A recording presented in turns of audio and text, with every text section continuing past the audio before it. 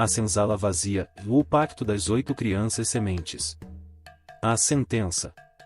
O ar da fazenda Boa Esperança, no Vale do Paraíba de 1862, não cheirava mais a riqueza.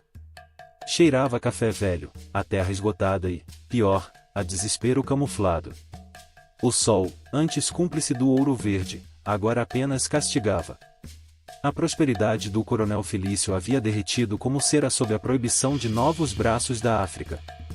Suas dívidas com o Rio de Janeiro se avolumavam como as nuvens de gafanhotos que ele temia. Naquela manhã de seca, a promessa feita aos credores era amarga, e ele pagaria em carne e osso. O alvo da sentença, no entanto, não era o vigor de um homem forte para a colheita, mas sim a inocência de quem mal alcançava o cesto.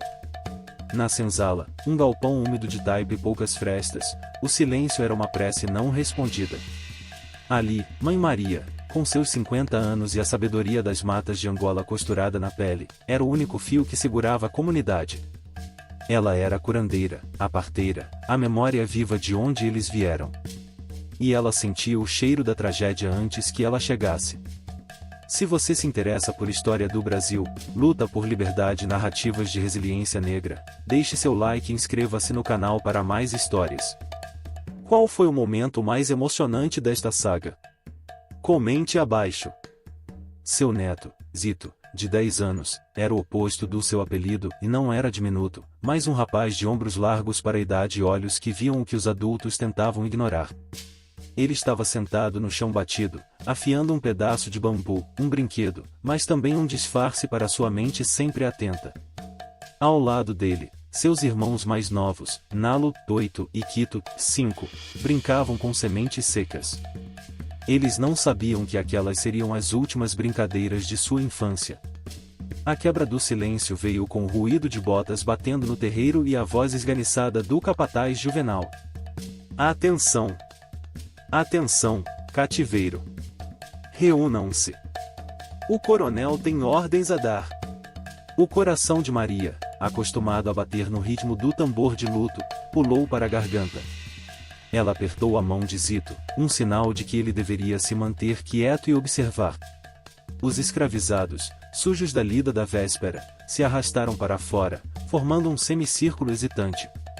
O coronel Felício, inchado em seu casacão de veludo e com um olhar opaco de homem acuado pelas próprias falhas, estava ladeado pelo negociante Silvério.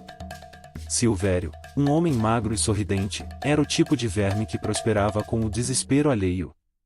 Seu sorriso não alcançava os olhos de tubarão.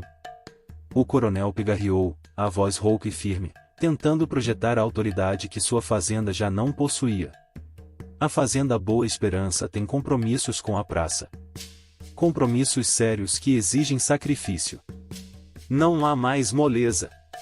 A partir de hoje, 8 peças serão realocadas para saldar uma dívida de honra. A palavra realocadas era um eufemismo frio para a venda.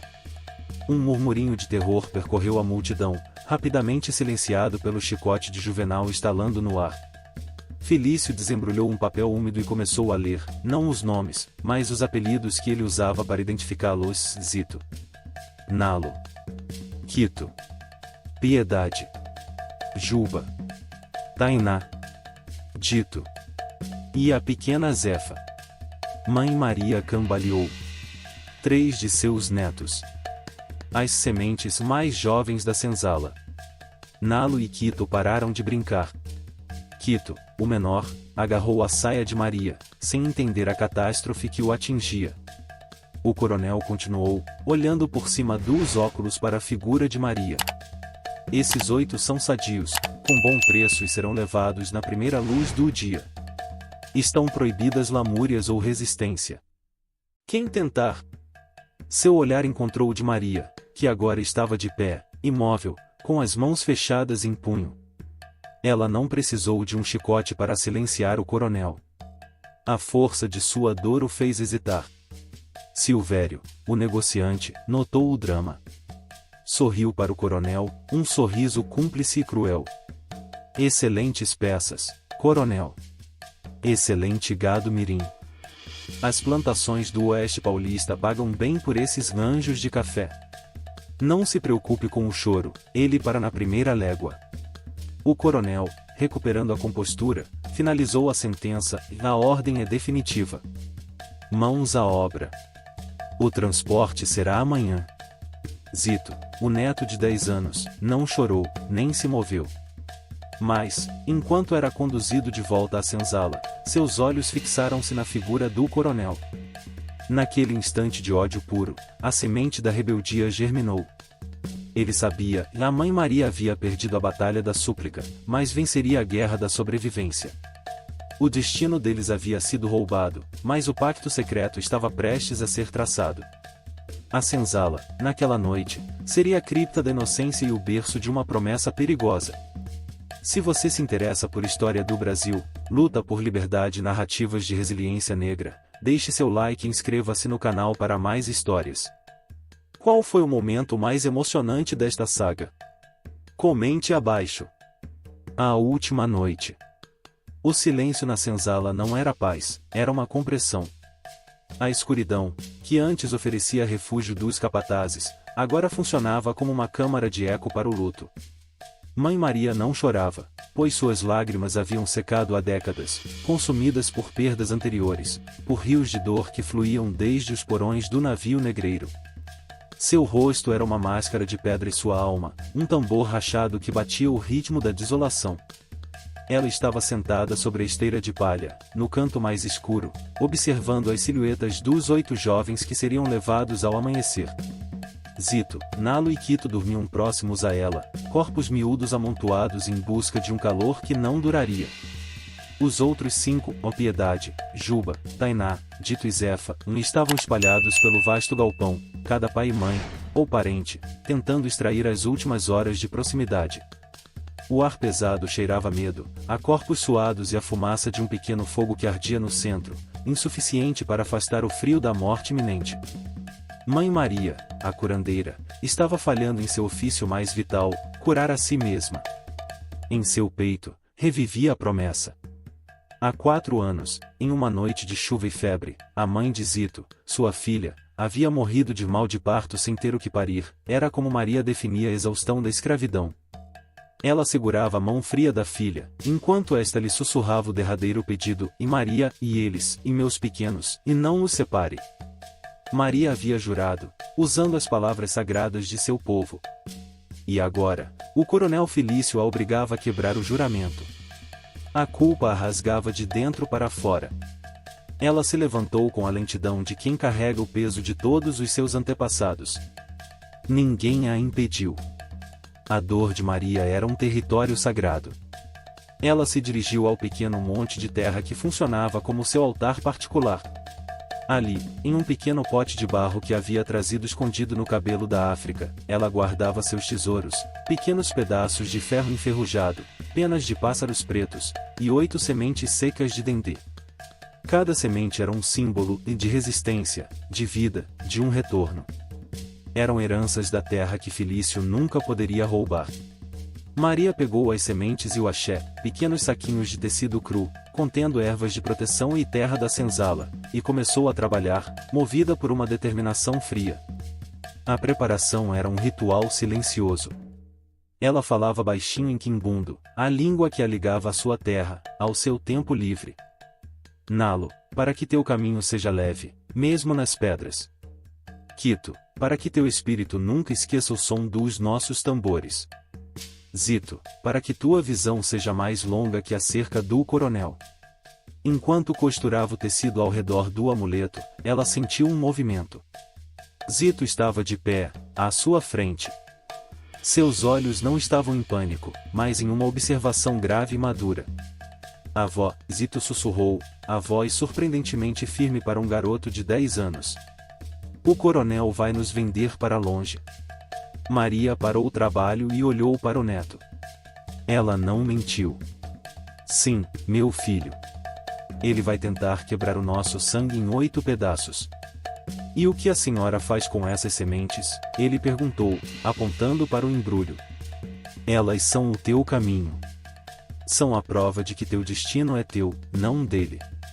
Elas são a promessa que eu não pude manter viva aqui. Vão contigo para que um dia tu as traga de volta. Zito compreendeu. O coronel tirava o corpo, mas Maria lhe dava a alma e a missão. Ela se ajoelhou e tirou uma das sementes de dendê, mais escura e maior que as outras. Zito, tu és a primeira semente. Tu és a sentinela. O pacto não é uma oração, é um trabalho. Eles te levarão para uma terra nova, mas tu não vais esquecer este lugar. Tu tens que te lembrar de mim, dos teus irmãos, da senzala vazia que deixaste. Tu vais procurar. Tu vais encontrar. Ela lhe entregou o pequeno embrulho. Há um código, ela continuou, sussurrando em seus ouvidos. Se algum dia tu encontrares um dos teus irmãos, tu não podes falar abertamente. O mundo do branco é feito de ouvidos longos. Tu vais estender a mão, assim. Maria mostrou-lhe um gesto simples, na mão aberta, com o polegar dobrado sobre a palma, e os outros 4 dedos juntos, como os galhos de uma árvore. Eles vão te olhar. Tu vais abrir o dedo, levemente, e tocar a ponta do dedo indicador no polegar. Como uma semente quebrando a casca. Se for um de nós, eles farão o mesmo.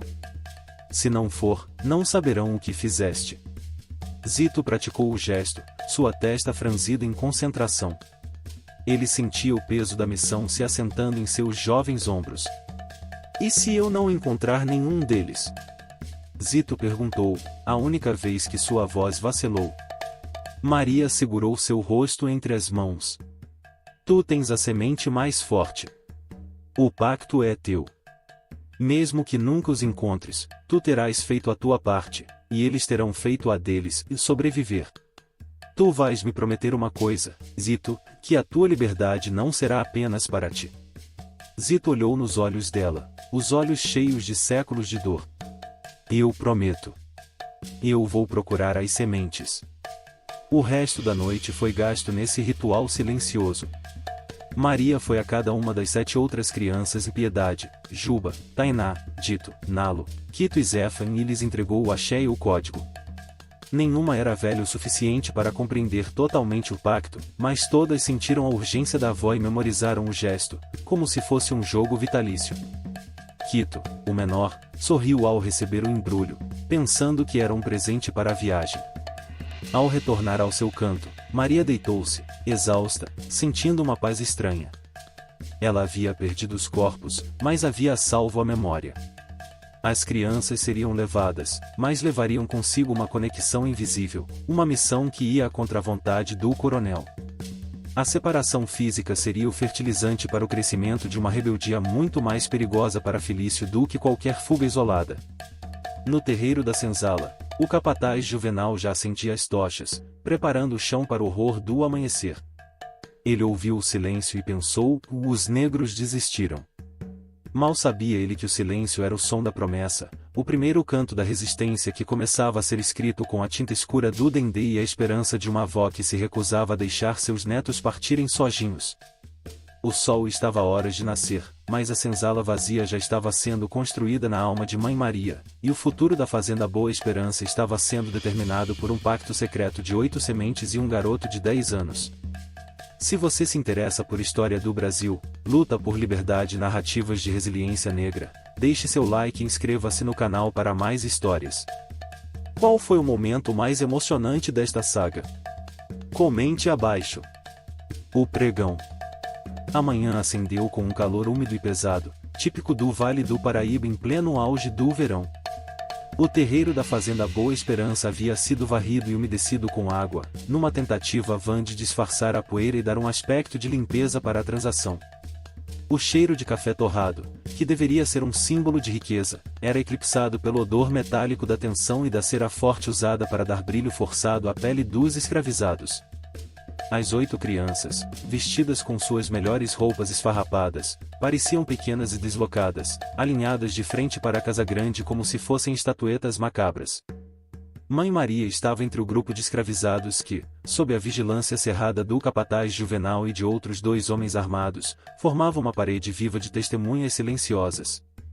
O coronel Felício, impecável em linho branco, tentava transmitir uma confiança que não sentia, os olhos pequenos e inquietos fixos na chegada das visitas. Os compradores eram homens de negócio, vindos de outras regiões onde o café ainda prosperava ou onde a mineração exigia braços jovens e mais baratos.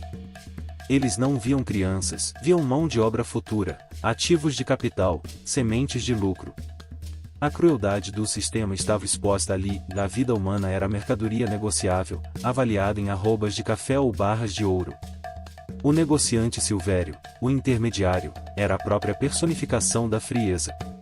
Ele sorria, acenava para os senhores recém-chegados e falava alto sobre a qualidade do lote mirim, mencionando a saúde e a falta de vícios de preguiça na linhagem. Zito, de 10 anos, sentia o sol queimar-lhe a nuca, mas seu foco estava no gesto furtivo de Mãe Maria na multidão, em a mão estendida, o polegar dobrado. O pacto. Ele respondeu com o mesmo gesto discreto, um toque rápido da ponta do indicador no polegar, selando pela última vez a promessa que levariam para o mundo. O coronel não veria o sinal, mas Mãe Maria viu, e a força dela se renovou. O leiloeiro, um homem pequeno e gordo com um martelo de ébano na mão, assumiu o centro do terreiro. A cerimônia de compra e venda começou, e o ar ficou ainda mais denso. Senhores! Iniciamos hoje com um lote de rara qualidade. 8 sementes, crianças saudáveis, de linhagem forte, aptas para os serviços leves e para o crescimento em vossas terras. Iniciamos o pregão. Vamos começar pelo primeiro do lote, o Zito. O nome de Zito foi arremessado no ar como uma pedra. Ele foi puxado para o centro, e o leiloeiro apalpou seus braços, verificou os dentes e o fez girar, expondo como um animal de carga. A voz de Mãe Maria, que havia permanecido em silêncio por toda a manhã, rasgou o ar. Ela não gritou em desespero, mas falou com a autoridade de uma sacerdotisa. Coronel Felício. Todos se viraram.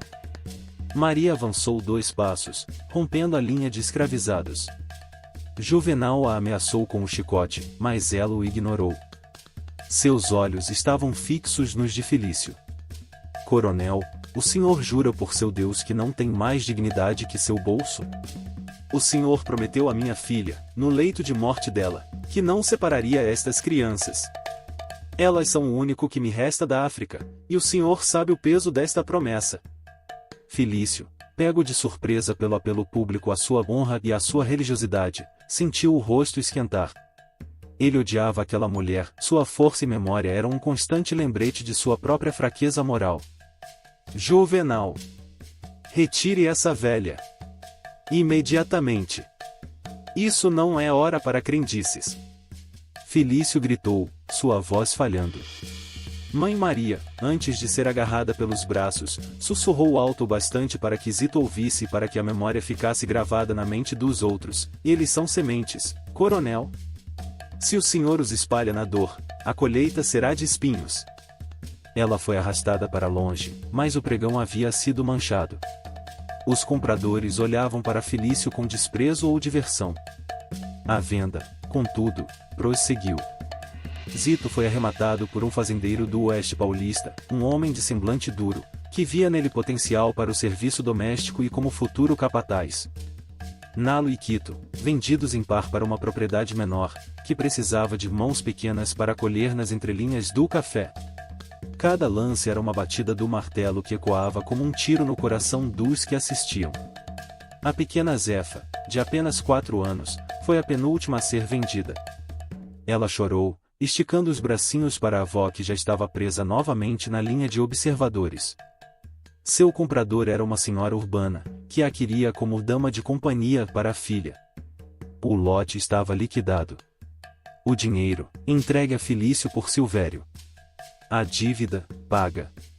O capataz Juvenal, sentindo-se vitorioso, amarrou os 8 pequenos pulsos em uma única corda. As crianças formavam uma procissão silenciosa e quebrada. Enquanto eram conduzidos para a saída, Zito parou por um instante, o último da fila. Seus olhos, que antes brilhavam com inteligência, estavam agora cheios de uma resolução fria. Ele viu o ponto no chão onde sua avó havia sido derrubada. Ele estendeu a mão amarrada e, simulando um tropeço, deixou o pequeno axé e a semente de dendê caírem na poeira. O gesto foi sutil e intencional. Ele não estava abandonando o axé. Estava plantando-o.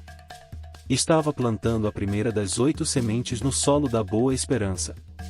O capataz o puxou com violência. Anda, moleque! Anda!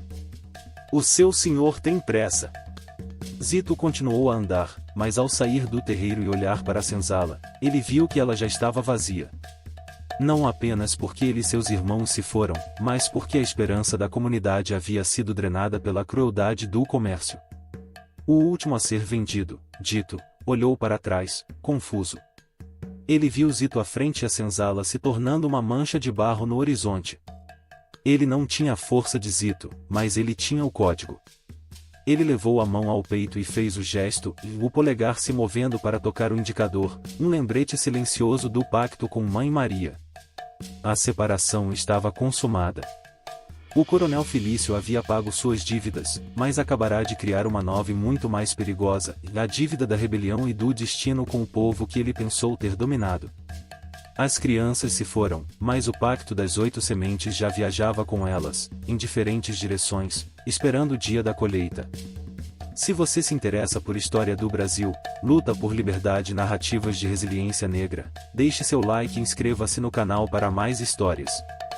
Qual foi o momento mais emocionante desta saga? Comente abaixo. A partida e o pacto selado. O mundo se reduziu ao render das rodas de carroça, ao cheiro forte de couro e ao som seco do chicote que, embora não os atingisse diretamente naquele momento, chicoteava suas almas.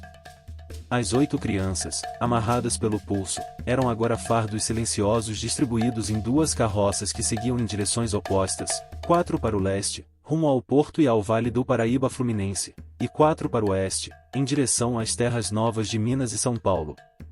O coronel Felício não vendera o lote junto, vendera o sangue de Mãe Maria em pedaços dispersos para maximizar o lucro. Zito, Nalo e Quito estavam na carroça que seguia para o oeste, junto com Piedade. Quito, o menor, chorava baixinho, um som que era absorvido pela poeira da estrada. Zito, porém, estava em transe. Ele olhava a fazenda Boa Esperança diminuir no horizonte, gravando cada detalhe em sua memória, o desenho torto da cerca, a cor da terra queimada, a silhueta da senzala que agora parecia um buraco negro. Ele tinha que lembrar, não para lamentar, mas para encontrar o caminho de volta. De repente, a primeira carroça, onde estavam Dito, Juba, Tainá e Zefa, virou bruscamente em uma bifurcação de terra vermelha. Os gritos de adeus silenciados no peito eram agora apenas olhares desesperados. Foi uma separação violenta, rápida, que rasgou o coração das crianças e selou o fim de seu mundo conhecido. Zito sentiu uma dor aguda, a realização de que aquele pequeno grupo de irmãos e amigos, a única família que ele conhecia além de Maria, estava agora pulverizado pelo mapa da escravidão. O capataz Juvenal, que conduzia a segunda carroça, ria alto com seu companheiro, satisfeito com a eficiência da transação. Para eles, era apenas a transferência de mercadoria. Zito fechou os olhos, em um ato de concentração quase místico, repetiu o gesto de Mãe Maria na palma de sua mão, o polegar se dobrando para fora, o indicador tocando levemente a ponta do polegar. O pacto das 8 sementes era agora sua única âncora. Enquanto as carroças se afastavam, na senzala vazia da fazenda Boa Esperança, o silêncio era insuportável. Mãe Maria estava sentada, voltada para o chão de terra onde Zito deixará cair a semente. Ela não se permitia o choro destrutivo, ela precisava da sua força para o que viria. Ao seu redor, os escravizados que restaram se reuniram. Eram pais, tios, amigos que acabavam de ver seus laços familiares serem cerrados. O luto era palpável, mas havia um elemento novo, a indignação. Um dos mais velhos, Pai João, um ferreiro forte de Angola, tossiu, quebrando o silêncio. O coronel quebrou o último juramento, Maria. Ele nos tirou as crianças. O que nos resta? Maria levantou a cabeça. Seu olhar não estava perdido, mas focado na porta da senzala. Restou a raiz, ela respondeu, com uma voz que parecia vir da própria terra. Eles levaram as sementes para espalhar. Mas o pacto foi selado. Ela lhes contou do código, do toque sutil da mão que Zito e as outras 7 crianças haviam levado. Não era um código de fuga imediata, mas um código de reconhecimento e sobrevivência.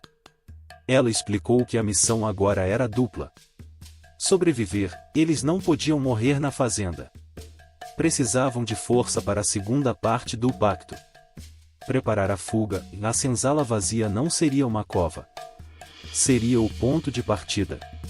A venda das crianças havia esgotado a paciência. A rebeldia já estava plantada. Maria pegou um pedaço de carvão e desenhou na parede de barro, no lugar onde antes dormiam as 8 crianças, o símbolo da semente, um círculo com um pequeno broto ascendente. Cada um que fugir, cada um que buscar a liberdade, estará honrando o pacto de Zito. O pacto das 8 sementes era, na verdade, o renascimento da resistência da fazenda. A venda não havia trazido paz ou ordem para Felício, havia plantado o estupim da revolta. Naquela noite, sob a luz fraca de uma lamparina, a senzala não chorou. Ela conspirou. Pai João começou a fabricar ferramentas improvisadas de metal roubado. As mulheres guardavam pequenas porções de comida dos restos do almoço. O coronel Felício, em sua casa grande, brindava com seu capataz, sentindo-se um homem novamente solvente no controle. Ele havia eliminado o elemento mais fraco, das crianças, e o mais perigoso, da teimosia de Maria, com um único golpe de martelo.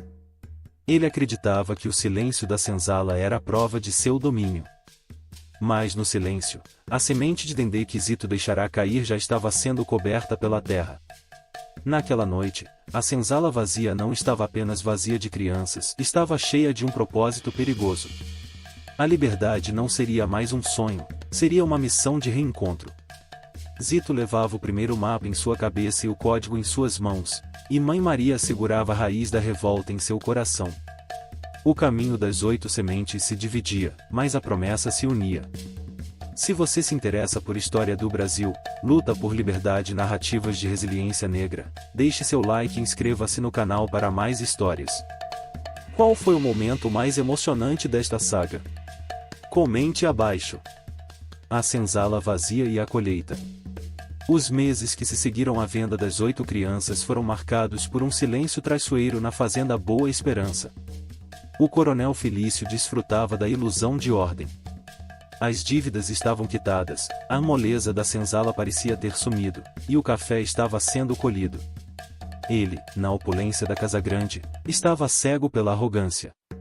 No entanto, o capataz Juvenal sentia algo mais frio que o inverno no ar. Ele notava que os escravizados trabalhavam em um ritmo constante, mas sem o menor vestígio de alegria ou cansaço excessivo. As ferramentas desapareciam de forma inexplicável. Havia sussurros em uma língua que ele não entendia, e os olhos dos adultos eram como brasas frias, queimando por dentro. Mãe Maria, a raiz da resistência, já não chorava ou suplicava. Ela concentrava toda a sua energia em espalhar a semente da rebeldia. Ela orientava o ferreiro, Pai João, a forjar pequenos machados e facas disfarçadas de peças agrícolas. Ela usava suas ervas e chás não mais apenas para curar doenças, mas para garantir que os corpos estivessem fortes para a fuga. A senzala estava vazia de inocência, mas cheia de propósito. O coronel pensou ter vendido o futuro, mas havia apenas libertado a determinação. O ponto de ruptura veio em uma noite de lua nova, 6 meses após o pregão. Seguindo a orientação de Maria, 4 famílias inteiras, os pais de Dito, de Tainá, e 2 outros grupos, executaram a fuga. Eles não fugiram em massa, o que teria sido facilmente rastreado. Eles escaparam em grupos pequenos e organizados, levando os poucos mantimentos e armas que haviam acumulado. Deixaram para trás um único sinal na parede da senzala, pintado com carvão, o símbolo das sementes. Quando Juvenal descobriu o ocorrido na manhã seguinte, a raiva do coronel Felício foi um espetáculo de fúria e desespero. Ele havia perdido mais braços e mais valor do que jamais ganhará com a venda das crianças. Sua riqueza era uma miragem construída sobre um vulcão prestes a entrar em erupção. Enquanto a rebelião brotava na Boa Esperança, Zito, a semente sentinela, estava a centenas de quilômetros de distância, no oeste paulista.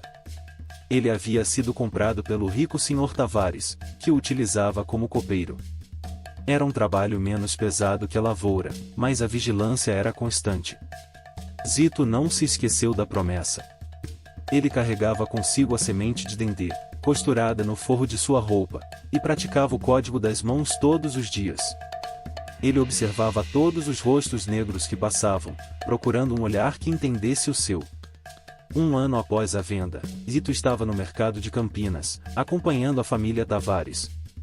Ali, misturados à multidão de escravizados urbanos e tropeiros, ele viu um garoto magro, carregando um cesto de frutas. Era Dito, um dos 8, o primeiro a ser vendido. Seu rosto estava mais fino e marcado, mas os olhos eram os mesmos. Zito hesitou, o coração disparado. Ele se aproximou, fingindo tropeçar. Com licença, meu irmão, Zito disse, usando uma saudação comum. Ele estendeu a mão, como se fosse ajudá-lo. Dito olhou para Zito, confuso e desconfiado. Então, Zito fez o gesto, a mão aberta, o polegar dobrado, e o toque sutil do indicador. Os olhos de Dito se arregalaram. Em um instante de pura emoção e reconhecimento, ele devolveu o gesto, o toque da semente se quebrando. Onde estão os outros? Dito sussurrou, a voz trêmula, mas não de medo, e sim de esperança. Naquele breve e perigoso encontro, Zito soube que o pacto estava vivo. Dito contou que Piedade estava na fazenda vizinha e que Tainá fora vendida para o sul. Eles não podiam se demorar, havia capatazes por perto. Coragem, Zito sussurrou, a palavra mais forte que ele já havia dito. O pacto está vivo. Um dia, todos nós voltaremos para a nossa senzala vazia. Zito voltou para a casa de Tavares, agora não apenas um escravizado, mas o guardião de um segredo, o líder de uma missão invisível. Ele havia encontrado uma semente, e a colheita da liberdade parecia a mais próxima. O destino do coronel Felício foi a ruína. Sem mão de obra e com as fugas se tornando constantes, sua fazenda foi à bancarrota. Ele vendeu a Boa Esperança e se mudou para a capital, pobre e desacreditado, perseguido não mais por dívidas, mas pela sombra de suas crueldades. Mãe Maria, que havia fugido com pai João e outros, estabeleceu-se em um quilombo nas montanhas. Ela se tornou a líder espiritual da nova comunidade, nunca esquecendo seu posto de sentinela. 8 anos depois da venda, notícias chegavam de tempos em tempos através de tropeiros escravizados de ganho. Zito havia fugido e estava trabalhando como ferreiro em uma cidade do interior, usando o dinheiro que ganhava para financiar a busca. Ele encontrou Nalo e Quito, que haviam fugido da fazenda de seu novo senhor. O pacto se concretizava. A senzala vazia na fazenda Boa Esperança permaneceu como um monumento silencioso ao poder da opressão, mas também à força da conexão. O coronel Felício não apenas vendeu 8 crianças, ele plantou 8 missões de liberdade, garantindo que sua fazenda nunca mais encontrasse paz. A história das 8 sementes era a prova de que o amor e a promessa de uma avó poderiam ser a força mais perigosa de todas. E que a verdadeira colheita da escravidão não era o café, mas a rebeldia. Se você se interessa por história do Brasil, luta por liberdade e narrativas de resiliência negra, deixe seu like e inscreva-se no canal para mais histórias. Qual foi o momento mais emocionante desta saga? Comente abaixo.